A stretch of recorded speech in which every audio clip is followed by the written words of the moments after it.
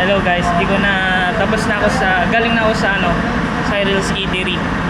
And hindi ko na pinakita kasi napakita ko naman from my last video or vlog. Anyway, nandito na ako sa Roro, parang Iloilo Jordan Roro Port. And sinakay ko na yung motor ko.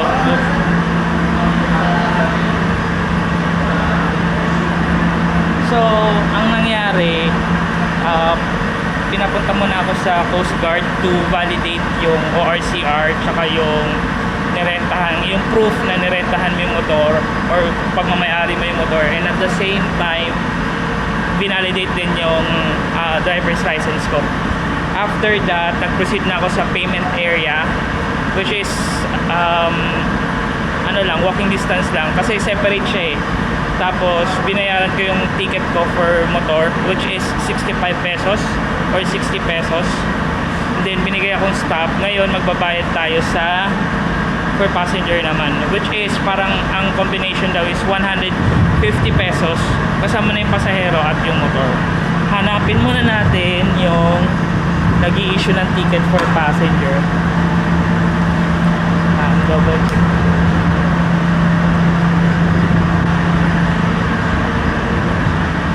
Saan po yung issue ng ticket pasahero? Mali ako ng computation. All I thought is 150 siya kasama na yung motor, which is sabi ko mura lang. Pero 210 or 215 lahat pala. Pero nakadepende daw sa Roro. Sa Montenegro Lines 150 daw talaga, but okay na din yun, not bad. I was actually expecting aside from the passenger 190 yung sa motor, tapos passenger is for pero goods na din. Get muna tayo dito.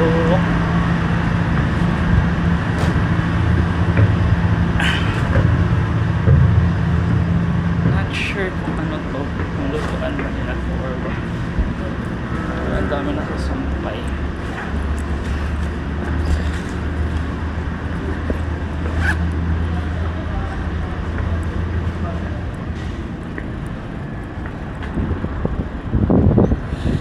Akit tayo dito. Feeling ko din naman bawal. Ay.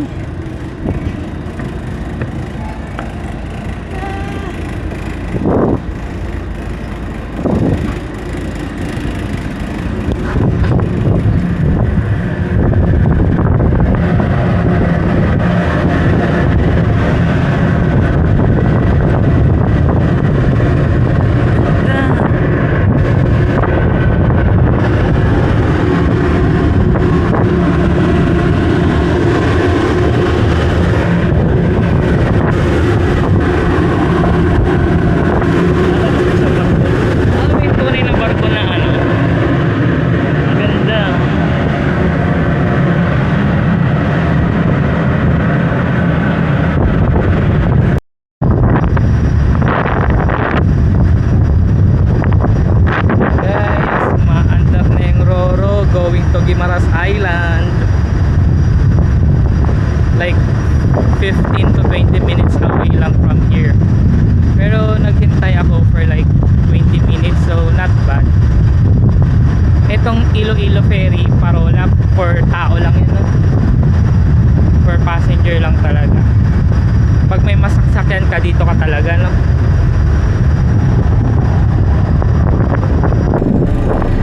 Nakilala ko si Sir. Ano pangalan mo, kuya? Jomar.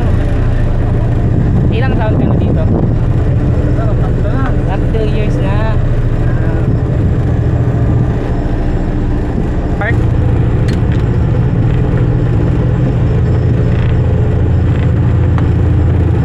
Parang mangrove stone, no? Or naaakyat ba yan?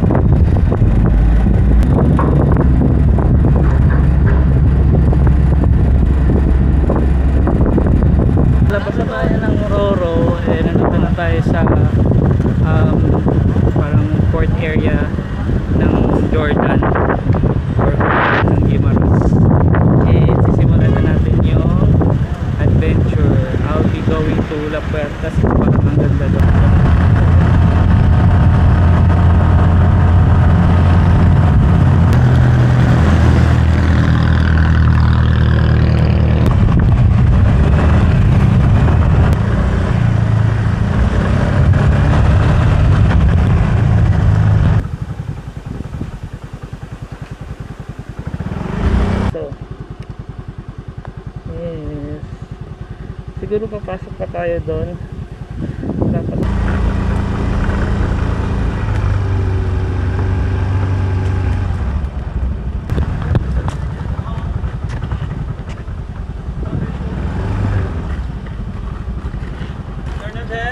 opo. Magkano pa entrance fee? 100. Tapos parking. Siya taas na. Ay, may bayad din. Wala na, ang entrance fee lang. Ah, Entrance lang. saan ang parking? O sa taas. Kanan? Oo, pagkanan. Thank you po. Sige.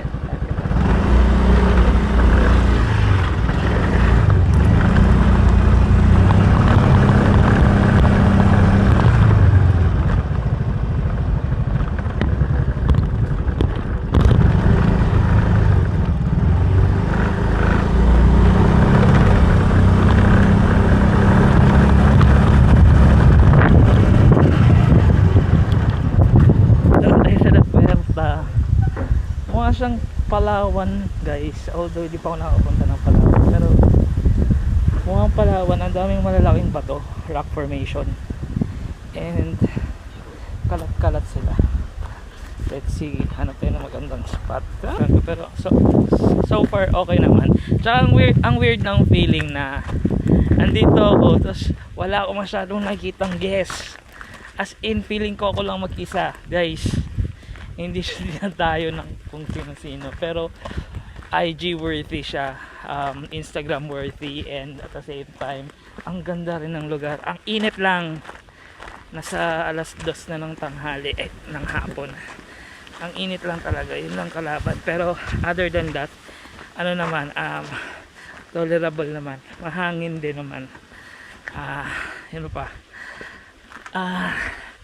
hindi ko sure kung pwede dito mag overnight stay, sabi nila, pero ayun nga, walang signal masyado dito, hindi ganun ka ano yung signal, pero ayun, parang ang ganda, pwede kang magmuni-muni dito, alam mo yun, magnilay-nilay. Ngayon napapraning na naman ako kasi di ko alam kung saan ko nilagay yung susi ko. Ito pala. Ganda, diba? Tanan. Tanan.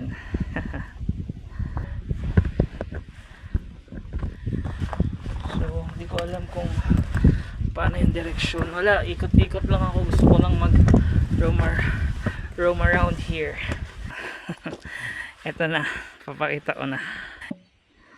Ganda, diba? Saks, ang ganda. Pang Instagram talaga, far. Ganda. Isa pa bis na ako. Ang ganda. Ang puti ng buhangin. Uy, gusto ko mag-relax dito. Ay, pagod ako. Ganda. Shit. Ganda.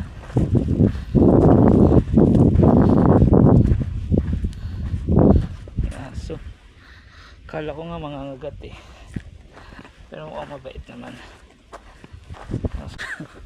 Nandito pa rin ako. Pawis ako, pero hinanda ko lang yung drone ko. Ang weird pa rin sa feeling na ako lang yung tao dito or ako lang yung guest nila. Parang wala lang, medyo weird lang, pero mainam na yon kaysa yung parang maraming tao, maraming guest na dumatayo dito. Kasi wala, para ma-experience ko lang din yung pagiging solemn ng lugar and yung tranquility. Tama ba? Yung peace of mind. Grabe par, sobrang ganda dito. As in, like, para ako nasa Palawan. Kasi puro mga rock formation to and kalat-kalat sila. Ayan o, if you can see it. Ayan o. Tapos ayun lang, ang amazing lang sa pakiramdam at kung iisipin, nakaka-amaze lang na parang galing ako sa Quezon City, tapos paano ko napadpad sa ganitong kagandang beach resort, 'di ba? So all the way na nagmumotor lang ako, 'di ba? Parang and hindi ko naman planado talaga to na pumunta dito. Ang amazing lang na nandito ako, and alam mo yun, kahit mag-isa, although hindi pala kahit, ang saya, lalo kung mag-isa ka, okay naman, masaya rin na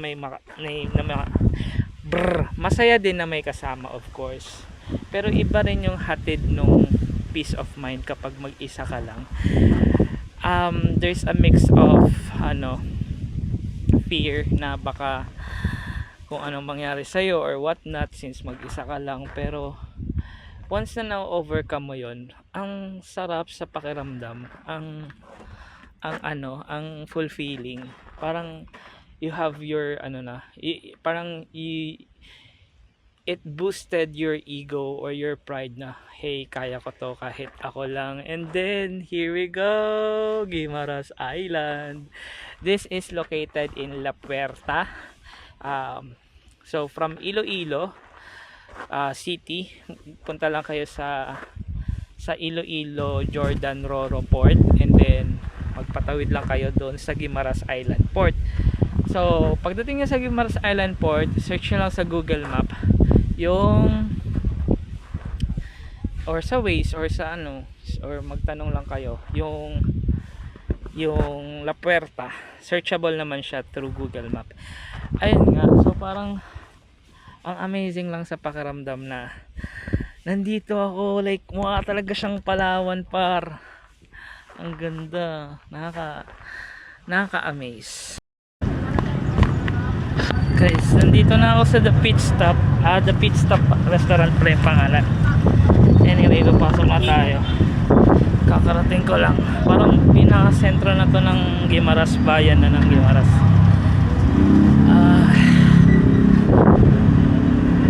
Yes. Tikman natin kung masarap ba. Favorite ko pa naman ang mangga. Kaya tingnan natin. Mango pizza na family. Mango pizza. Original mango pizza, tapos drinks nyo?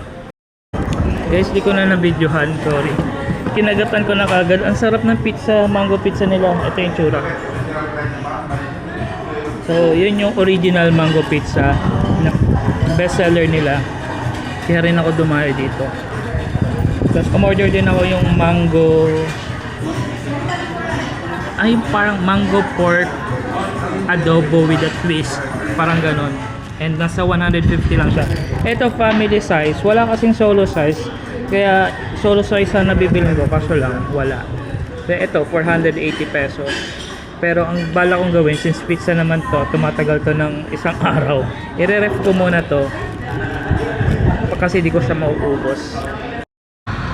Dito na ako sa Jordan Roro, and dating gawin katulad ng ginawa ko sa Iloilo Jordan Roro Port, magbabayad ng terminal fee, then for passenger and motor na. Salamat po. Hindi na nagtatang ako. Lalo may tanong ako. Nasaktan ang kasto pa kare, bali na kawat di siwag. So, may pagalan kasi.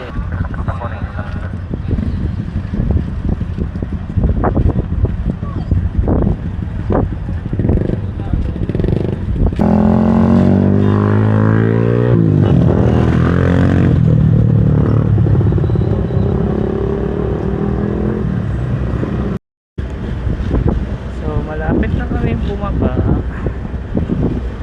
Grabe nga kami.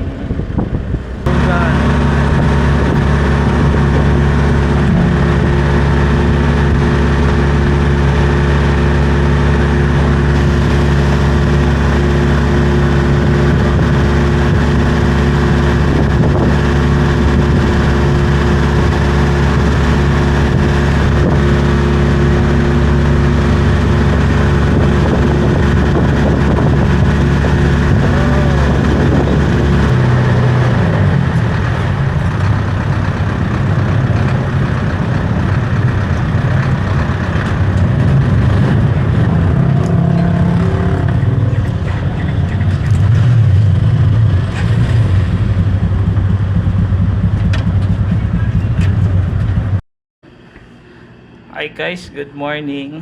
Bagong gising, kaliligo lang, and it's almost 6 AM na. Diba ang aga ko nagising kasi may pupuntahan tayo. I'm so excited kasi mukhang Malabatanes yung pupuntahan natin. Let's go. It's day 5. It's last day of my travel experience here in Iloilo. Mamaya tanghali, lilipad na tayo back to Manila. Pero bago yan, susulitin ko talaga yan. May 1 oras pa ako or 2 or 3 oras para mamasyal. So, nandyan pa naman yung motor. Why not sulitin, di ba? Let's go!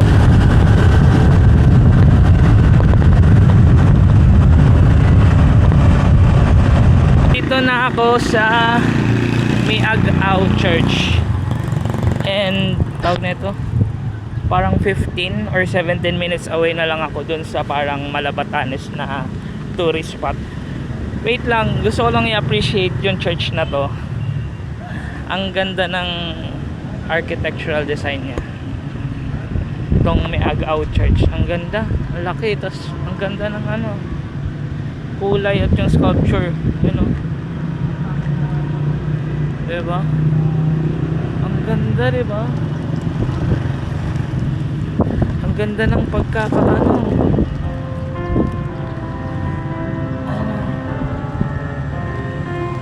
Diba? Masasabi kong isa ito sa mga nagagandahan akong church. Ang ganda ng ano.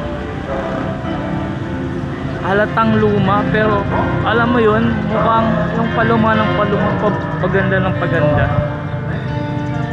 Galing. Punta na tayo. I have to double my time kasi almost 7 AM na, and baka mamaya hindi na ganun kaganda doon kapag masyado nang mainit.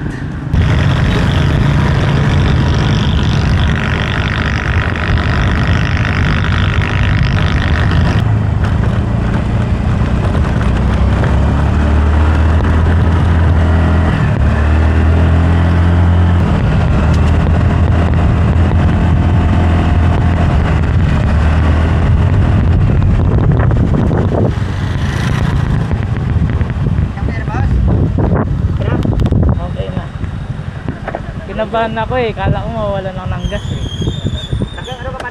Malapit na lang po yan, no? Pero yung sa Batanes yun, no? Oo. 10 minutes kayo. Ano to, sir? 7:33.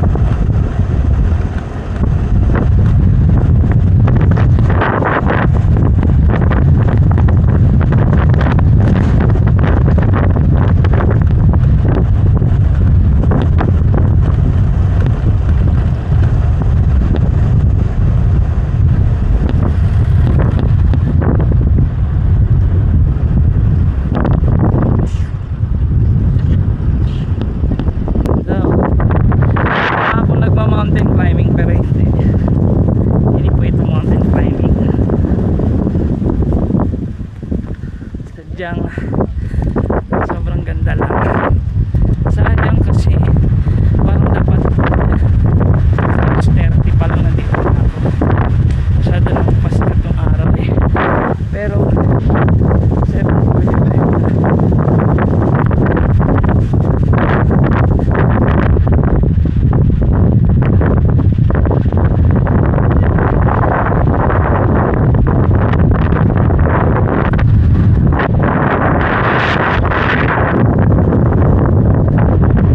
Medyo natakot ako.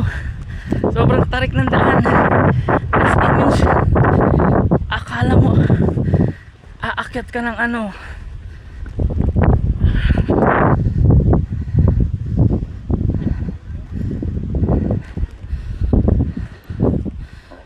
Ganda.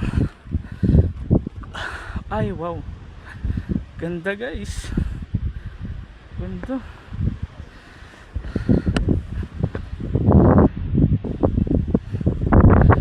Ganda. Nakaashi kung saan saan ka na nakakarating, hayop ka. Ang ganda. Shit. Aray ko.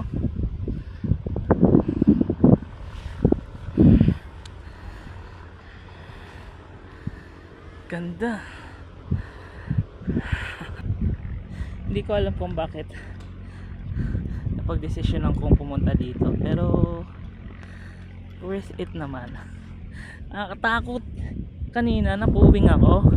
Napuwing ako sa gitna ng tirikan, ay sa gitna ng daan na sobrang tirik. Hindi ako makabrake. Gumaganon ako. Kinikindat na lang ako kasi ang sakit sa na mata ko. Kalimutan ko baba ng tawag na ito, visor. Tapos bumalik pa ako. Ang kwento nun, bumalik pa ako. Dapat mga 7:30 nandito na ako eh. So bumalik pa ako dahil parang wala na akong gas. Siguro 2 bars na lang yon. So inisip ko, baka mawalan ako ng gas. Okay lang ba yun? So sabi nung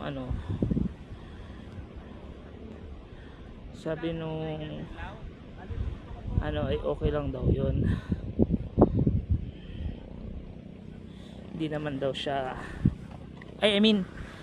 nawalan ako ng gas. So 10 minutes away na lang from here, bumalik pa ako kasi kinakabahan talaga ako, baka mawalan ako ng gas. So ayun, nagawa na naman ng paraan. Buti may malapit na gasolinahan dito, premium yun. Wala silang regular.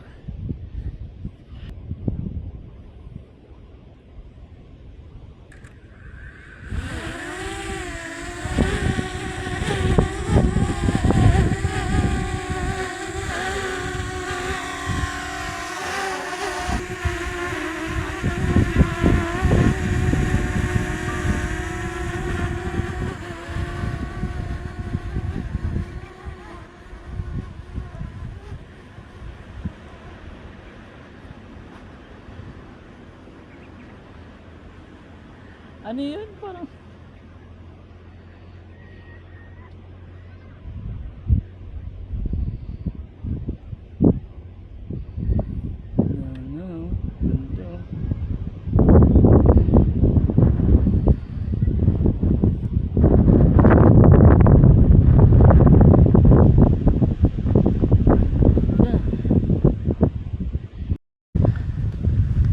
hello. Nagpapadrone ako, 'di ba? Nawala siya. Boy, nawala.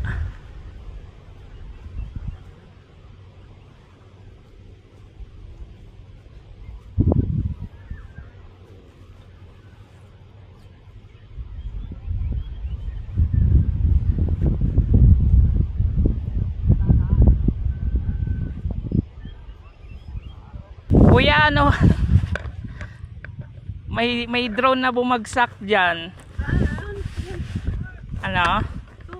Ayun pala. Sino yun, sir? Akin po.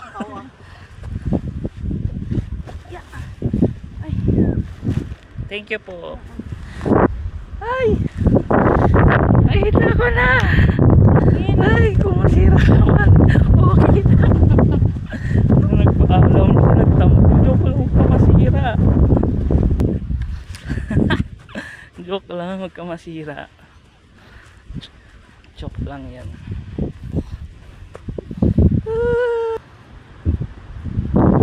Ay, wag ka dito.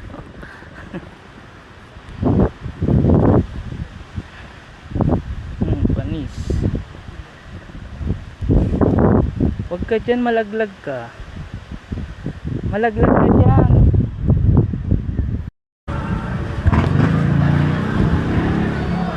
Nandito na ako sa sa Lapas Batchoy Sentro. Dito na ako sa syudad. Iloilo City. Isang oras yung biyahe, sakit ng katawan ko. Sana kumain. Pero hindi ko alam kung saan yung... Saan po yung Etong's Lapas Batchoy, ma'am? Netong's Lapas Batchoy. Yan. Ito po. Thank you.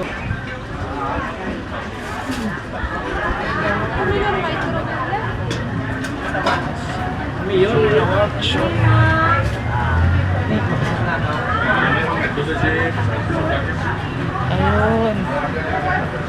Hindi na tayo sa Netong.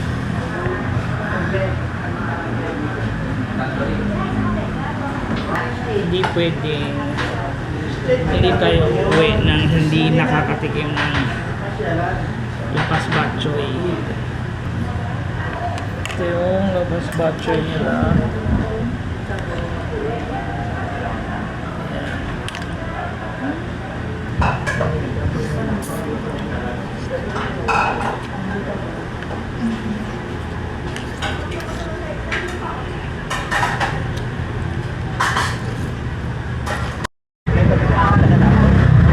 Tapos na ako kumain and susoli ko na yung motor, nirentahan ko. After that, proceed na ako sa condo. After that, proceed na to airport. Siguro dito ko natatapusin yung vlog ko. Thank you so much, Iloilo City. Sobrang nakakapagod pero sobrang nag-enjoy ako. Dito ko natatapusin yung vlog ko kahit ang hinay. Ayun. It was a great experience.